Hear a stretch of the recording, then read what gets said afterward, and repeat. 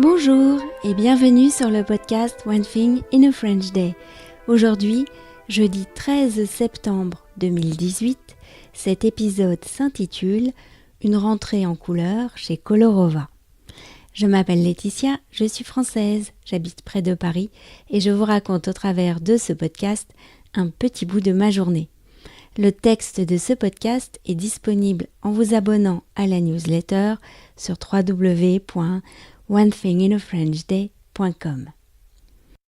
Une rentrée en couleur chez Colorova. Cette année, je dois perdre les habitudes de l'année dernière et en prendre de nouvelles. Félicia ne va plus à l'école primaire.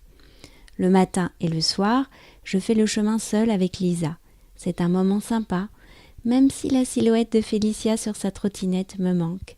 Mes yeux la cherchent encore. Elle a un emploi du temps avec des horaires changeants et il faut que je m'habitue à la voir passer la porte d'entrée qu'elle aura ouverte avec sa propre clé, avec sur le dos son sac à dos et non plus son cartable. Elle et Michaela rentrent déjeuner le midi, mais le jeudi, elles mangent toutes les deux à la cantine.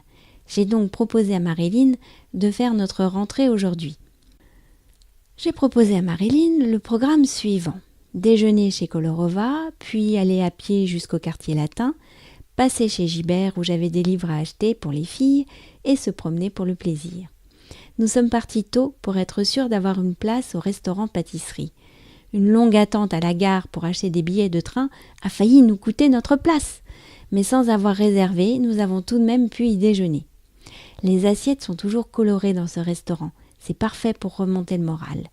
J'ai choisi une croquette de poisson accompagnée d'un curry de chou-fleur et de pommes de terre. Marilyn a choisi le tartare de bœuf.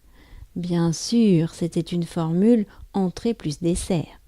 Nous avons opté pour le Paul Sésame, au citron et au sésame noir, qui m'avait laissé un très bon souvenir lors de ma visite avec Caroline, et une pâtisserie au chocolat et à la mangue. Nous avons fait moitié-moitié pour les desserts.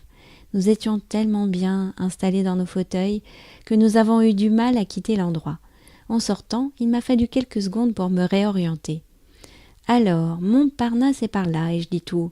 Non, Montparnasse est par là-bas, m'a dit une jeune nonne souriante qui passait avec une collègue. Elle avait tout faux, mais ce n'est pas grave. Nous avons trouvé notre chemin jusqu'à Odéon, puis jusque chez Gibert. Ensuite, nous avons descendu le boulevard Saint-Michel. Marilyn m'a fait remarquer en passant devant la conciergerie la plus vieille horloge publique de Paris, qui donne l'heure aux Parisiens depuis 1371. Après avoir traversé la Seine, nous avons pris le métro à Châtelet pour rentrer à la maison. One Thing in a French Day, c'est fini pour aujourd'hui. Vous pourrez retrouver le début du texte de ce podcast ou vous abonner à la newsletter sur www.onethinginafrenchday.com. Si vous avez envie de m'envoyer un message, voici mon adresse email frenchday@gmail.com. Voilà, nous sommes jeudi. Je vais vous souhaiter de passer un très bon week-end et je vous dis à mardi prochain. Au revoir.